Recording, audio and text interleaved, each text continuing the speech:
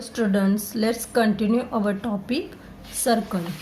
From that topic today we see some solved examples from your textbook. Okay, in last lecture we see the formula of finding circumference. Okay, C is equal to 2 pi r. Today we see some word examples, and the first example is the radius of a circular plot is 7.7 meters. How much will it cost to fence the plot with 3 rounds of wire at the rate of 50 rupees per meter? Okay, first see what is the example. The radius of circular plot is 7.7 meters. तर एक circular plot आहे, okay, जागा आहे. त्या जागेचा radius किती आहे? 7.7 metre इतका रेडियस आहे. Okay, it means gives here the value of R. Then how much will it cost to fence the plot with 3 rounds of wire at the rate of 50 rupees per metre. तर आपल्याला काय find out करायचं आहे? How much will it cost म्हणजे किती पैसे लागतील, कशासाठी? जर समजा या प्लॉटला आपण एक तारेचं कुंपण घालायचं ठरवलं, किती राउंड्स तारेचं कुंपण? 3 राउंड्स काढायची. ओके, 3 राउंड्स वायर ह्या प्लॉट भोवती एक पूर्ण सर्कल वायर, ओके, सर्क्युलर वायरचं कुंपण, त्यानंतर दुसऱ्या एका तेवढ्याच सर्क्युलर वायरचं, अशा 3 वायरींचं कुंपण आपल्याला घालायचं आहे प्लॉटच्या भोवती. ओके, तर त्याला किती खर्च येईल हे आपल्याला फाइंड आउट करायचं आहे.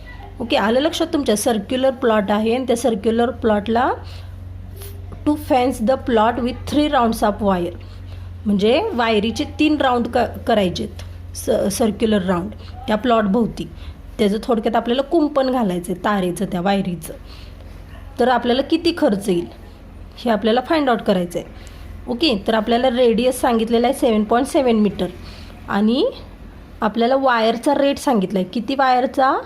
पर मीटर वायरचा किती रेट आहे? 50 रुपीज. एका मीटर वायरला किती रुपीज लागतात? 50 रुपीज लागतात. तर आपल्याला एवढ्या पूर्ण सर्क्युलर प्लॉट ज्याचा रेडियस 7.7 मीटर आहे, एवढ्या पूर्ण सर्क्युलर प्लॉटला किती रुपये खर्च येईल वायरीचा हे फाइंड आउट करायचं आहे. ठीक आहे. So let's see how to solve. Circumference of circular plot. आता आपल्याला सर्क्युलर वायरीचं कुंपण घालायचं आहे, म्हणजे त्या सर्क्युलर प्लॉटचं काय फाइंड आउट करायला पाहिजे? आपल्याला सर्कम्फरन्स फाइंड आउट करायला पाहिजे.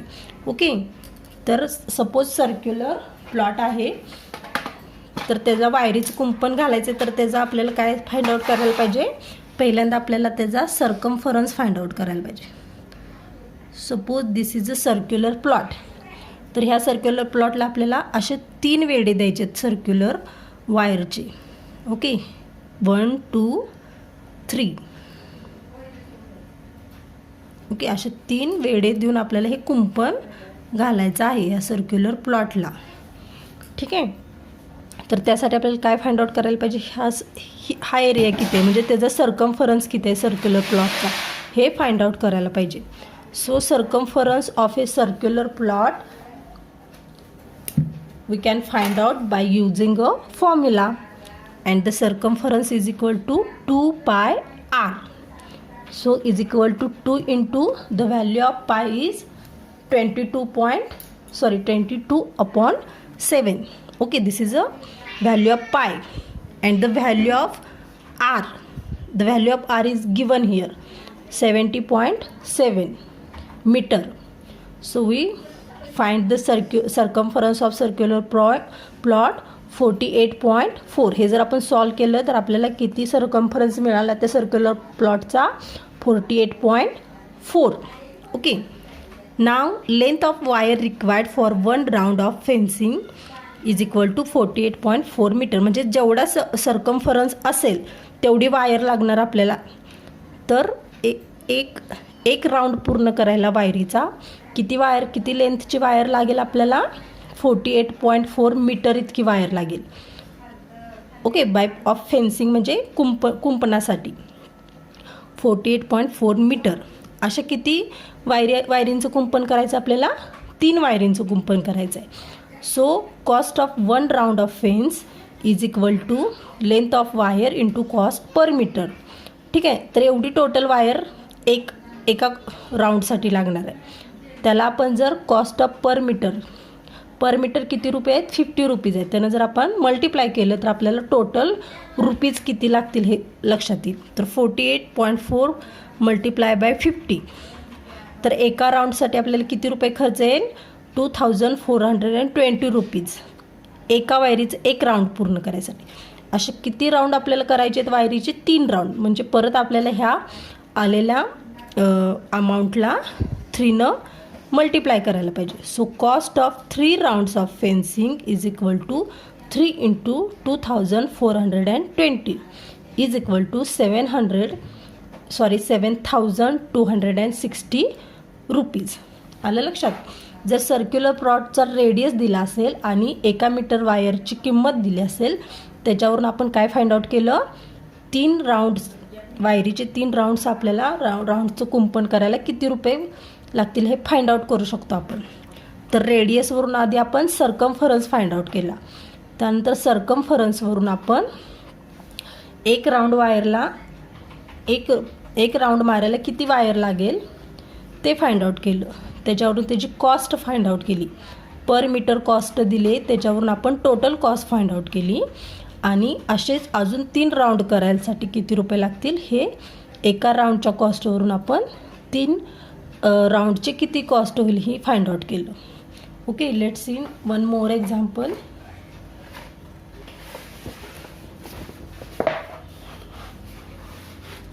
Example is the radius of the wheel of a bus is 0.7 meter. How many rotations will a wheel complete while traveling a distance of 22 kilometer? ठीक आहे, तर या एक्झाम्पलमध्ये एक मिस्टेक आहे. इथं रेडियस म्हटले. ठीक आहे, आणि इथं सोल्युशनमध्ये देताना काय दिलेलं आहे, डी दिले. डी लेटर म्हणजे इथं डायमीटर घेतलं पाहिजे. Okay, not radius. So write here diameter. तर चुकून इथं रेडियस दिलेलं आहे, तर इथं डायमीटर म्हणायचं आहे. The diameter of the wheel of a bus is 0.7 metre. And how many rotations will a wheel complete while travelling a distance of 22 kilometre. तर एका बसचं व्हील आहे, चाक आहे, त्याचा डायमीटर किती आहे, 0.7 मीटर आहे. तर ह्याला रोटेशन्स म्हणजे त्याचं फिरणार ते. ठीक आहे, 22 किलोमीटर एवढं डिस्टन्स ट्रॅव्हल करायसाठी ते चाक किती वेळा फिरेल, म्हणजे पूर्ण त्याचं रोटेशन किती होतील हे आपल्याला फाइंड आउट करायचं आहे. ओके, सो सर्कम्फरन्स आधी आपण फाइंड आउट करून घेऊया रेडियसवरून. Circumference of circle is equal to pi D.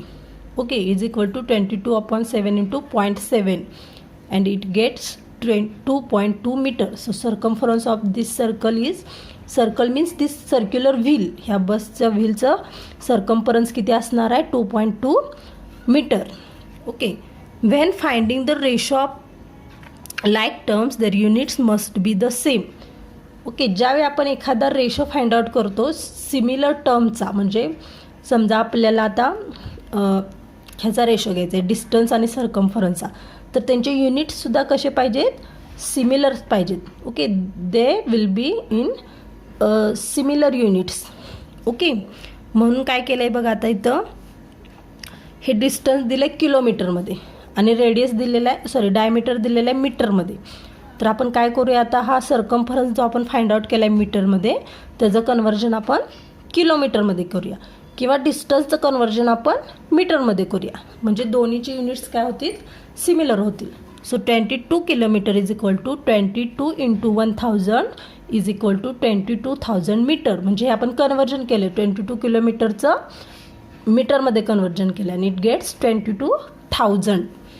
Okay, now when the wheel completes 1 rotation, म्हणजे चाक जेव्हा एकदा फिरतं, ओके, तेव्हा त्याचा पूर्ण एक सर्कम्फरन्स पूर्ण होतं. म्हणजे तेवढा त्या चाकाचा जेवढा सर्कम्फरन्स आहे तेवढं रोटेशन एकदा होतं, म्हणजे एकदा फिरल्यानंतर तेवढं रोटेशन पूर्ण होतं. So when the wheel completes 1 rotation it cross a distance of 2.2 metre, म्हणजे जेवढं त्याचं सर्कम्फरन्स आहे तेवढं. आलं लक्षात. चाक जेव्हा एकदा पूर्ण फिरतं, बघा इथं आता इथून फिरायला स्टार्ट झालेलं आहे हे व्हील.